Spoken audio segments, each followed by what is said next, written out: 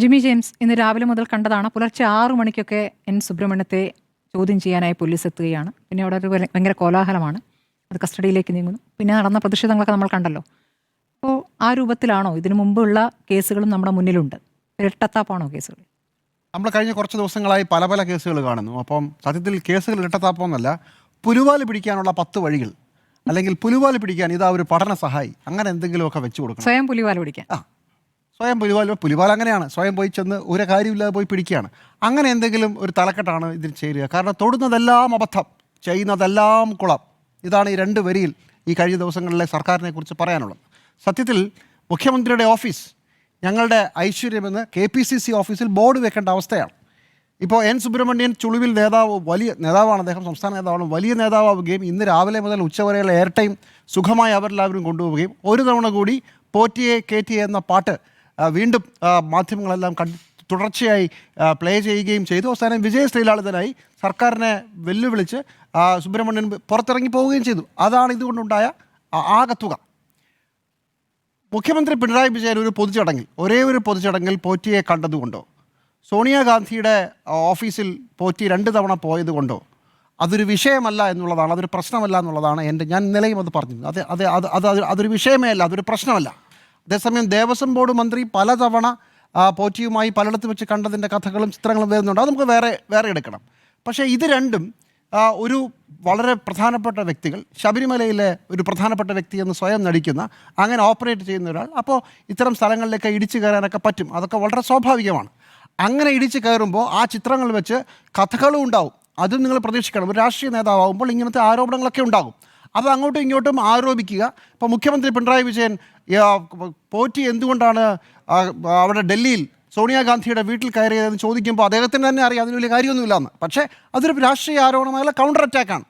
തിരിച്ച് ഇതുപോലെ തന്നെ പിണറായി വിജയൻ്റെ കൂടെ സെക്രട്ടേറിയറ്റിൽ വാഹനം ഫ്ലാഗ് ഓഫ് ചെയ്യുന്ന പോറ്റി മുഖ്യമന്ത്രിയുടെ ചെവിയിൽ പറഞ്ഞത് സ്വർണ്ണക്കൊള്ളയെക്കുറിച്ചാണോ എന്ന് UDF കൺവീനർ പറയുമ്പോൾ UDF കൺവീനർക്കും അറിയാം ഇതിന് വലിയ കാര്യമൊന്നുമില്ലെന്ന്. അതവിടെ വിടണം. പക്ഷേ അതിന് പകരം ഇന്ന് ചെയ്തത് ചിരിക്കാവുന്ന 2 വകുപ്പുകൾ ചേർത്ത് സുബ്രഹ്മണ്യനെതിരെ കേസ് രജിസ്റ്റർ ചെയ്യുകയാണ് ചെയ്തത്. ആ കേസ് ഒന്ന് 192 BNS ആണ്. അത് കലാപം, ലഹള ഉണ്ടാക്കാനുള്ള ശ്രമമാണ്. ലഹള ഉണ്ടാക്കിയാൽ അതിൻ്റെ ശിക്ഷ വേറെയുണ്ട്, ലഹള ഉണ്ടാക്കിയില്ല ആഹ്വാനം മാത്രമല്ല അതിന് വേറൊരു ശിക്ഷയുണ്ട്. അതുപോലെ തന്നെ രണ്ടാമത്തേത് കോസിങ് ന്യൂസൻസ് ആണ്, പൊതുശല്യം. അത് കേരള പോലീസ് ആക്ടിലെ 120(O) ആണ്.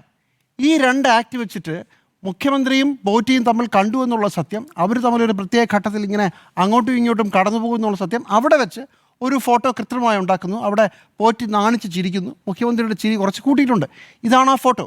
ഈ ഫോട്ടോ വെച്ചിട്ട് ലഹള ഉണ്ടാക്കാൻ ശ്രമം നടത്തി എന്നുള്ള 192 BNS കൊടുത്താൽ കോടതിയിൽ നിലനിൽക്കില്ല എന്നുള്ളത് എല്ലാവർക്കും അറിയാവുന്ന കാര്യമാണ്.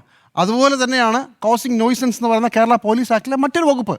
അതും പൊതുശല്യം എന്ന് പറഞ്ഞപ്പോൾ ചില ആളുകളൊക്കെ വിളിക്കില്ലേ, അതുപോലെ ഇതൊരു പൊതുശല്യമാണ് എന്ന മറ്റുള്ള ഇത് രണ്ടും എടുത്തു വെച്ചിട്ട് എന്തിനാണ്, എവിടെ നിലനിൽക്കാനാണ്? പക്ഷേ അങ്ങനല്ല.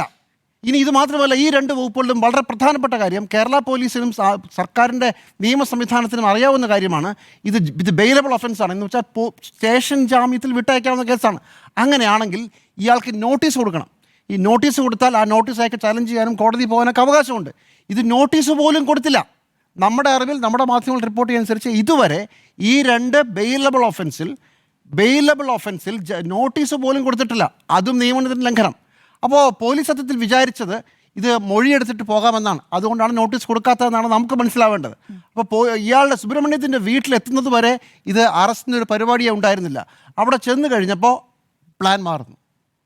അതാണ് ഞാൻ പറഞ്ഞത്, കേരള മുഖ്യമന്ത്രിയുടെ ഓഫീസ് KPCCയുടെ ഐശ്വര്യം എന്ന് നമ്മൾ പറയണമെന്ന് പറയുന്നത്.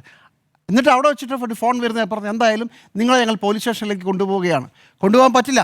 നിങ്ങൾ നോട്ടീസ് കൊടുത്ത് അയാൾക്ക് വരാനുള്ള നിർദ്ദേശം കൊടുത്തതിന് ശേഷം അതനുസരിച്ചില്ലെങ്കിൽ മാത്രമേ ഉള്ളൂ ഇത് നിലനിൽക്കാൻ പറ്റുള്ളൂ. എന്നിട്ട് അദ്ദേഹത്തെ കൊണ്ടുവന്നു. അവിടെ ഇടയ്ക്ക് വെച്ച് വീണ്ടും പ്ലാൻ മാറ്റുകയാണ്. ഇദ്ദേഹത്തിൻ്റെ ആരോഗ്യസ്ഥിതി പരിശോധിക്കണം. ശരി, എന്നിട്ട് എവിടെയാണ് കൊണ്ടുപോകുന്നത്? ഒരു സ്വകാര്യ ആശുപത്രിയിലാണ്. അതിൻ്റെ യുക്തി എന്താണ്? ഈ 2നും യുക്തിയില്ല. ഒരു തരത്തിലും യുക്തിയില്ലാത്ത 2 കാര്യങ്ങൾ ചെയ്തു വയ്ക്കുക. കേസ് തന്നെ അബദ്ധം, കോടതിയിൽ നിൽക്കാത്തത്. എന്നിട്ട് അവസാനം എന്തായി? ഇനി ഇത്രയൊക്കെ ചെയ്താലും നോട്ടീസ് കൊടുത്ത് സുബ്രഹ്മണ്യൻ വരാതിരുന്നാൽ സുബ്രഹ്മണ്യത്തെ പോലീസ് സ്റ്റേഷനിൽ വിളിച്ചുകൊണ്ട് പോയാലും അവിടെ വെച്ച് സ്റ്റേഷൻ ജാമ്യം കിട്ടും. ഇനി അല്ലെങ്കിൽ കോടതി പോയാൽ അപ്പം തന്നെ ജാമ്യം കിട്ടും. സുബ്രഹ്മണ്യൻ എന്തായാലും ഇന്ന് ഉച്ച കഴിയുമ്പോൾ ഇറങ്ങിപ്പോവും. അപ്പം പിന്നെ എന്തിനാണ് ഇത് ചെയ്തത്? എന്തായിരുന്നു ഇതിൻ്റെ യുക്തി? ഇതിൻ്റെ ബുദ്ധി കേന്ദ്രം ആരാണ്? ആ ബുദ്ധി കേന്ദ്രത്തെ നമസ്കരിച്ചുകൊണ്ട് വേണം നമുക്ക് ഈ ചർച്ച തുടങ്ങാൻ. അപ്പോൾ ഇൻഹറൻ്റ്ലി ഇത് കുളമാകുമെന്ന് അറിയാമായിരുന്നൊരു സംഭവമാണ്, അതാണ് കുളമാക്കിയത്. പോറ്റിയെ കയറ്റി എന്ന പാട്ടിൻ്റെ കാര്യത്തിൽ ഇത് തന്നെയല്ലേ സംഭവിച്ചത്. എന്നിട്ട് സമ്മർ സോൾട്ടിൽ കിടന്ന് മറഞ്ഞ എങ്ങനെയാണ്? ഞങ്ങൾ കേസെടുത്തത് നിയമപരം, പക്ഷെ പിന്നീട് പ്രൊസീഡ് ചെയ്യേണ്ട എന്ന് പറഞ്ഞ രാഷ്ട്രീയം. ഇങ്ങനെ ഒരു പ്രത്യേക തരത്തിലുള്ള ഒരു വ്യാഖ്യാനമാണ് മുഖ്യമന്ത്രിയും അദ്ദേഹത്തിൻ്റെ പാർട്ടിക്കാരും നൽകിയത്. അതെന്താ? കേസെടുക്കുന്ന സമയത്ത്, കേരളം മുഴുവൻ ചർച്ച ചെയ്യുന്ന സമയത്ത് കേസെടുക്കാൻ തീരുമാനിക്കുമ്പോൾ മുഖ്യമന്ത്രിയുടെ പോലീസ് ഏമാന്മാർ ഉറങ്ങുകയായിരുന്നു. സംസ്ഥാനത്തും മുഖ്യമന്ത്രിയുടെ ഓഫീസിലും DGP ആസ്ഥാനത്തൊന്നും അറിഞ്ഞിട്ടേ ഇല്ലേ? മുകളിലേക്കാണ് പരാതി പോയത്, മേൽത്തട്ടിലാണ് പോയത്. കേസെടുത്തപ്പോൾ ഞങ്ങൾ ആരും അറിഞ്ഞില്ല. അപകടം മനസ്സിലായി കഴിഞ്ഞപ്പോൾ ഞങ്ങൾ പിൻവലിച്ചു എന്നതാണ് സത്യം. അപ്പോൾ അന്ന് മുതൽ അവിടെ മുതൽ ഈ കാര്യത്തിൽ ശബരിമലയിൽ തൊടുന്നതെല്ലാം പാളുകയാണ്. എൻ്റെ ഏറ്റവും അവസാനത്തെ ഉദാഹരണമാണ് ഇപ്പോൾ ഇന്നത്തെ അറസ്റ്റിന് ശേഷമുള്ള കോൺഗ്രസിൻ്റെ ഷോ. ഇതെല്ലാം ഇത് ഇന്നലെ തുടങ്ങിയ സംഭവമല്ല. എത്ര പേരെ ഇതുപോലെ ഫേമസ് ആക്കിയിട്ടുണ്ട്. ഓർമ്മയുണ്ടോ പണ്ട് ശബരിനാഥിനെ ഇതുപോലെ? അന്ന് യൂത്ത് കോൺഗ്രസിൻ്റെ വൈസ് പ്രസിഡൻ്റാണ് ശബരിനാഥിനെ 2022 23 അറസ്റ്റ് ചെയ്യുമ്പോൾ ഇൻഡിഗോ വിമാനത്തിൽ വെച്ച് മുഖ്യമന്ത്രിക്കെതിരെ പ്രതിഷേധം നടന്നു. അതിൻ്റെ ഗൂഢാലോചന നടത്തിയ ശബരിനാഥാണെന്ന് പറഞ്ഞാണ് ശബരിനാഥിനെ അറസ്റ്റ് ചെയ്യുന്നത്. 10 മിനിറ്റ് അത് കഴിഞ്ഞപ്പോൾ ശബരിനാഥിന് ജാമ്യം കിട്ടി ശബരിനാഥ് ഇറങ്ങിപ്പോയി. പിന്നെ ആ കേസ് എവിടെ പോയെന്ന് പോലും അറിയില്ല. തിരുവനന്തപുരത്ത് പോലീസ് സ്റ്റേഷൻ സെക്രട്ടേറിയറ്റിന് മുന്നിൽ പ്രകടനം നടക്കുന്നു. ആ പ്രകടനം നടത്തിയതിന് പോലീസ് എടുത്ത കേസിൻ്റെ പേരിൽ അന്ന് യൂത്ത് കോൺഗ്രസിൻ്റെ നേതാവായിരുന്ന രാഹുൽ മാങ്കൂട്ടത്തിലിനെ വെളുപ്പാങ്കാലത്ത് വീട്ടിൽ പോയി അറസ്റ്റ് ചെയ്യുന്നു. അവിടെയും രാഹുൽ മാങ്കൂട്ടത്തിൽ ജാമ്യം കിട്ടി. രാഹുൽ മാങ്കൂട്ടത്തിൽ ഈ രൂപത്തിൽ വലിയ നേതാവായ രാഹുൽ മാങ്കൂട്ടത്തിൻ്റെ ലോഞ്ച് അവിടെ നിന്നാണ്. രാഹുൽ മാങ്കൂട്ടത്തിൽ നേതാവായി. ഇനി ഇതിലും സില്ലിയായിട്ടുള്ള കേസ് പറയാം. കുറച്ച് നാൾക്ക് മുമ്പല്ലേ ഏഷ്യാനെറ്റിൻ്റെ അഖില നന്ദകുമാർ കൊച്ചിയിൽ ഒരു വാർത്ത റിപ്പോർട്ട് ചെയ്യുകയാണ്. അത് SFIയുടെ സംസ്ഥാന നേതാവായിട്ടുള്ള ആർഷോയ്ക്കെതിരെയാണ്. അപ്പോൾ അവിടെ വേറൊരു സമരം നടക്കുകയാണ്. ആ സമരത്തിനിടയ്ക്ക് ഒരു KSU നേതാവ് വരുന്നു. ആ നേതാവ് ആർഷോയ്ക്കെതിരെ ആരോപണം ഉന്നയിക്കുന്നു. ലൈവിൽ ഇവർ ആ വാർത്ത മൈക്ക് വെച്ച് കൊടുക്കുന്നു പറയുന്നു. 2 ദിവസം കഴിയുമ്പോൾ ഗൂഢാലോചനയ്ക്ക് KSU നേതാക്കന്മാരും അധ്യാപകരും ആ ലൈവിൽ മൈക്കുമായി നിന്ന മാധ്യമപ്രവർത്തകയും കേസിൽ പ്രതിയാണ്. പോലീസ് FIR ഇട്ടു, മുമ്പോട്ട് പോയി. അവസാനം കോടതിയിൽ കുറച്ച് ദിവസം കഴിഞ്ഞ് വലിയ ബഹളമൊക്കെ ആയപ്പോഴത്തേക്കും കോടതിയിൽ പോലീസ് തന്നെ പറഞ്ഞു ഞങ്ങൾ ഈ മാധ്യമപ്രവർത്തകയെ ഒഴിവാക്കുകയാണ്. ചുരുക്കത്തിൽ ഞാൻ പറഞ്ഞില്ലേ, തൊടുന്നതെല്ലാം കുളമാണ്. എങ്ങനെ പോലീസിൽ ഒരു കേസ് ഫ്രെയിം ചെയ്യാതിരിക്കാം എന്നുള്ളതിൻ്റെ എത്രയോ മനോഹരമായ ഉദാഹരണങ്ങൾ. ഇപ്പോൾ മറുനാടൻ എന്ന് പറയുന്ന ഓൺലൈൻ മാഗസിൻ്റെ ഷായൻസ് കറിയ ഇപ്പോൾ ശരിയായി കളയും എന്ന് പറഞ്ഞ് എത്ര കേസ് രജിസ്റ്റർ ചെയ്തു? പുല്ലുപോലെ ഊരിപ്പോയില്ലേ?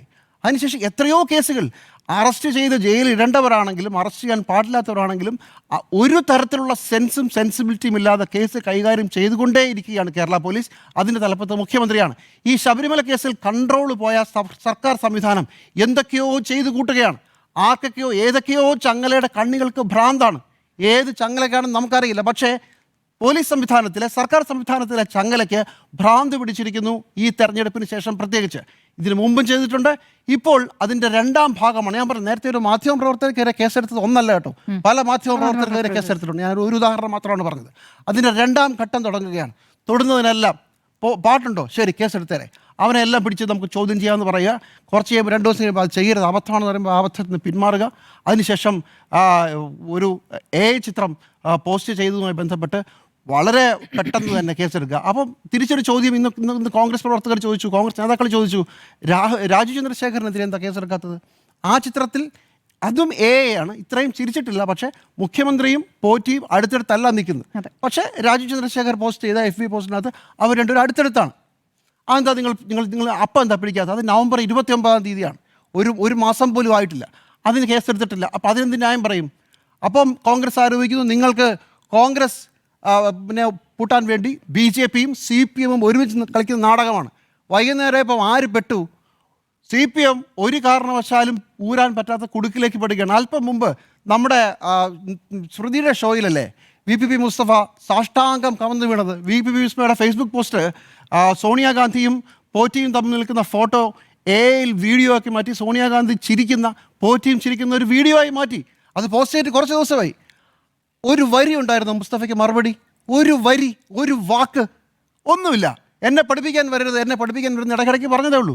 അവിടെയും പെട്ടു. ചുരുക്കത്തിൽ വൈകുന്നേരം ആകുമ്പോഴേക്കും എല്ലാ ദിവസവും ഇപ്പോൾ CPMൻ്റെയും സർക്കാരിൻ്റെ അവസ്ഥ, രാവിലെ ആവേശത്തിലിറങ്ങും, വൈകുന്നേരം ആകുമ്പോൾ മറ്റേ സാഷ്ടാംഗം വീണ് നിലത്ത് വീണ് ഉരുണ്ട് ദേഹത്ത് മുഴുവൻ മണ്ണായി അലമ്പായി നിൽക്കുന്ന അവസ്ഥയാണ്.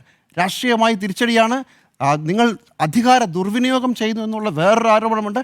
സർവോപരി സർക്കാരിൻ്റെ കൺട്രോൾ പോയി എന്ന് എല്ലാവർക്കും മനസ്സിലാകുന്ന, വീഴാൻ പോകുന്ന ഒരു സർക്കാരിൻ്റെ ഒരു സൂചന പോലെയൊക്കെ തോന്നിക്കുന്ന രീതിയിലുള്ള എന്താ പറയുക സെൻസില്ലാത്ത പരിപാടിയാണ് ഇപ്പോൾ നടന്നുകൊണ്ടിരിക്കുന്നത്. ഇത് കേരളം പേടിയോടുകൂടിയല്ല, ഇപ്പോൾ തമാശയോടുകൂടിയാണ് കാണുന്നത്. കാരണം ഇതൊന്നും നിൽക്കാൻ പോകുന്നില്ല.